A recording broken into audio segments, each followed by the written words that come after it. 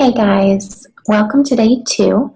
So today we just want to take a minute to talk about goal setting and what's possible for you and your business. So I'm just going to take a second to tell you a little bit about my story. Um, my husband and I moved to Florida in 2012. I was born and raised in Florida actually, but moved to Manhattan whenever I was 21. Husband's from England and he moved from England where we met in school. So we lived there for close to 8 years, got married, had a lot of fun. It was a really great place to live in our 20s, got pregnant, had a baby. 3 months after the baby was born, August, we moved down to Florida, back home to kind of be with my family. We were all alone in New York. So I actually, when we moved, I had a job lined up, a really good job. And then whenever we got down here, I found out that the guy that hired me was fired and none of my paperwork was processed. So here we were in a new state. Neither of us had a job, but we did have a baby. It was a blessing in disguise. I got to be with my son. I wasn't ready to leave him anyway. Luckily, my husband got a really good job right away. It is a commission-based job. So as you know, there is some ramp-up time with commission-based jobs. He's a sommelier and a wine rep. So, it was all about learning his territory and stuff like that. So it was still pretty scary financially how things were going to work out. I went on another interview. I got a job with CBS, and I was really excited. And then it started to hit me that I would be leaving my baby, who at the time was like 5 months old, and I just couldn't do it. And I remember the day that I got the call from CBS saying that I got the job, and I just declined it right there. And I called my husband and told him what I did, and he was really supportive, and he was just like, we're going to find something that you want to do.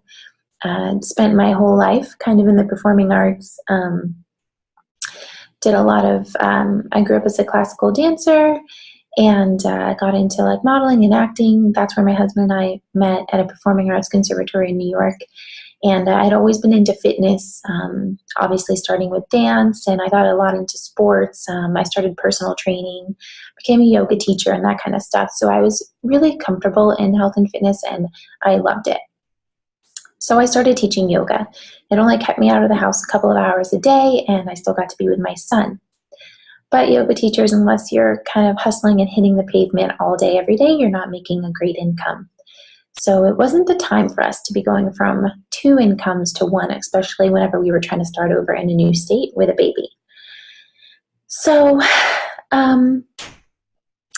I started to notice my friend Steph Davies post about this new coaching thing that she was doing, and I just saw her talking to all these really amazing people, and they were so happy and healthy. And another part of staying home with my son was that I really craved those adult connections that you don't get during the day when you're at home with a kid. And so I thought, why not? She seems to be really happy, and I know and love and trust her, so I'm going to do this. And she was having a lot of success already, just a few months in. And so I thought, well, if I'm going to do this, then I'm going to do it. So at the time, I was also watching my sister's 3 kids in addition to my son, because my sister had just opened a store and she needed some help. And she was like, it's better for me to like pay you than pay somebody I don't know. So I started this business while I was watching 4 kids, and it was crazy. But I made the time every single day. 10 months in now, I am no longer watching my sister's kids, but that only happened about a month ago. And so I was able to get to this point to build this business, even with all that craziness in my life. So what I'm trying to say is, if I can do it, you can do it too. What we want you to do today is write down 10 goals for this year, whether it's financial, travel, pay off debt. The second thing we want you to do is write down your why. So this is your driving force. why it's important for you to succeed in this business. Why are you going to work every day for this?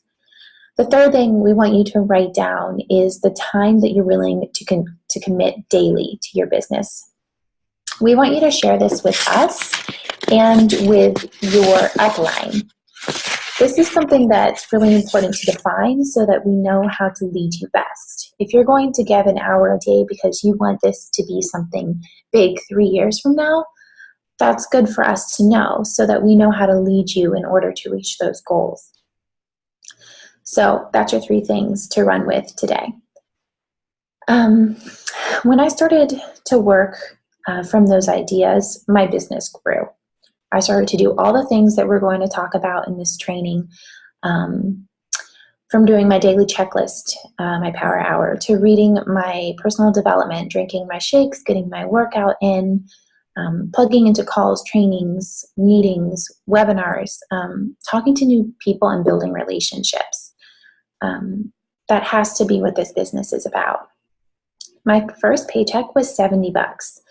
I remember I was so excited. I signed up on a Saturday, and between Saturday and payday Thursday, I sold a challenge pack and I made $70, and I was like over the moon.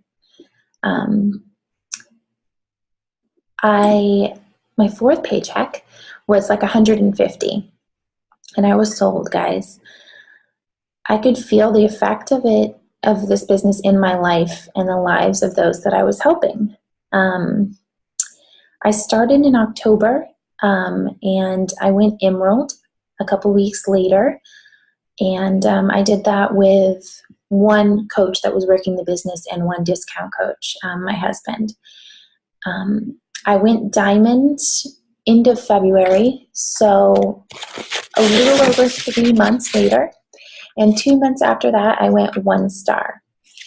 So everyone has a different start. You can start this business slow and kick it into high gear when you're ready, or you can hit the ground running. It's really up to you. At the time I went Diamond, I was averaging about $350 a week, and that's at about 4.5 months in. So to me, that was huge because I was contributing, I was with my son, and I was helping people. So it was a win-win. By the end of 6 months, I was earning what most people would consider a full-time income. And that fills me up. Doing something I love, working for myself. I want you to know that you can do this, and you can do more than that. It's whatever you want it to be. The sky is the limit, seriously. There are so many webinars and recordings and trainings for you to plug into, documents in the file section in all of our team groups. If it's possible for others, it's possible for you guys. And that's really what drove me every day, is that I could see other people were doing this. So why not me? We would recommend that you start now, investing 1 to 2 hours into your business. You may find that it's not enough or that it's too much for your current comfort level. But that's a goal. If you've got your sight set on that $1,000 a week at year's end, you need to be finding the time, making the time, whether it's getting up early, working on your lunch break, skipping that nap, maybe skip a couple hours of TV on some nights, and after the kiddos go to bed, and hit that power hour again. You need to know that what you invest is what you're going to get back in this business. So if you want a business that is a $1,000 a week business, you're going to have to find the time. Invest the time to build that. It's not just going to happen. Business is not instant gratification. It's not a get-rich-quick scheme. You really have to work, and it can be whatever you want it to be. If you're just consistent and stay tapped into your why every single day, you're going to see great things happen in your business. Okay, so To recap the homework, write down your 10 goals for this year, your why, and the time that you're willing to invest. Get them to us, to your upline coach, and we will see you guys at our next training. Bye, guys.